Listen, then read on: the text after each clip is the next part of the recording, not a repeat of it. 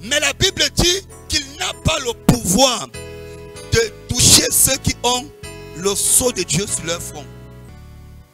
Maintenant, quand on parle du sceau de Dieu, le sceau de Dieu ici représente quoi? Vous devez comprendre que chaque fois que Dieu a une alliance avec un homme par rapport à une époque, par rapport à une dispensation, derrière l'alliance, il y a toujours eu un sceau. Et la Bible ici nous présente ici 4 grands sceaux. Le premier sceau ici, c'était avec Noé. Parce que Dieu avait bâti la première alliance avec Adam.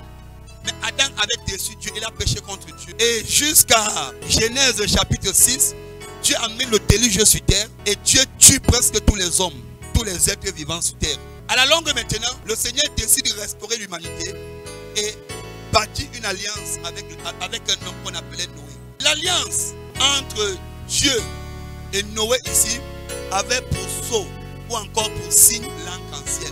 Et Dieu disait, chaque fois que tu vas voir mon sceau sur l'humanité, chaque fois que tu vas voir mon signe, ça doit te rappeler que je ne vais plus jamais tuer l'homme. Ça veut dire que le sceau nous rappelle qu'on ne doit pas nous toucher. C'est le sceau qui te rend intouchable.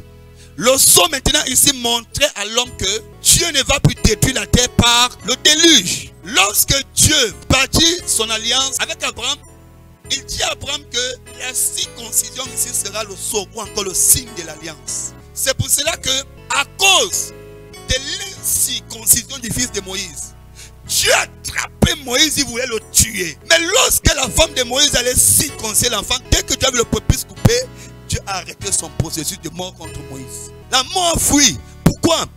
Le sceau ou le signe de l'alliance était plus fort que la mort. Maintenant, Dieu ici tisse une alliance avec Moïse. Et il dit à Moïse que le signe de mon alliance, dans le livre de Deutéronome, c'était le sabbat. Le sabbat ici était le signe de l'alliance entre Dieu et le peuple. Maintenant, quand le Seigneur Jésus-Christ arrive, le Seigneur Jésus nous dit que lui est le maître du sabbat. Ça veut dire que le sabbat là, c'était Jésus. Le repos lorsque Jésus dit, parce que Jésus dit, ceux qui sont fatigués et chargés, venez à moi, je vous donne le sabbat. Et j'ai étudié la Bible. La majeure partie des miracles que le Seigneur Jésus-Christ a fait le jour du sabbat. Et si vous étudiez bien, l'arc-en-ciel c'est Jésus-Christ, la circoncision c'est Jésus-Christ, le sabbat c'est Jésus-Christ. Donc, chaque fois que Dieu donne une alliance, il donne un sceau. Ça c'est ce qu'on appelle les grandes alliances. Dans notre alliance, qu'on appelle la nouvelle alliance, le Seigneur Jésus-Christ donne comme pour sceau le Saint-Esprit. Il dit, vous avez été scellés par le Saint-Esprit. Mais maintenant, j'ai constaté que pour avoir le sceau, il te faut l'alliance. Le sceau protège ceux qui sont sous l'alliance. Le sceau ne protège pas ceux qui sont en dehors de l'alliance. Maintenant, le Seigneur Jésus-Christ, dans le livre d'Éphésiens, présente le Saint-Esprit ici comme le sceau de son alliance. Or, l'alliance entre l'homme et Dieu ici, c'est le cœur. Quand j'étudiais la Bible, j'ai constaté que le cœur ne peut que recevoir l'alliance si et seulement si on a la marque au front. Et je me suis posé la question.